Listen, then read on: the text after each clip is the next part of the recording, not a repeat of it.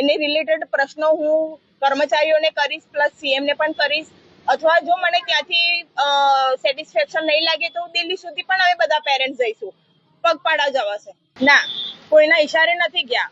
આજે મુખ્યમંત્રી એ શબ્દો બોલી ગયા કે એજન્ડો લઈને આવ્યા છો. કયા એંગલથી? તમે વડોદરા બધું જ ખબર જ છે કે કોણ શું એજન્ડો લઈને આવ્યો છે. સર, અમે જયારે સર્કિટ હાઉસ તમને મળવા આવ્યા ને ત્યારે અમને ત્યાંના અધિકારીઓએ મળવા નથી દીધા કે ના ભાઈ આ બોટકાંડ પીડિત છે, એમને મળવા દેવામાં નહીં આવે. અમે ગાંધીનગર ગયા છે, ત્યાં પણ અમને રિસ્પોન્સ નથી મળ્યો.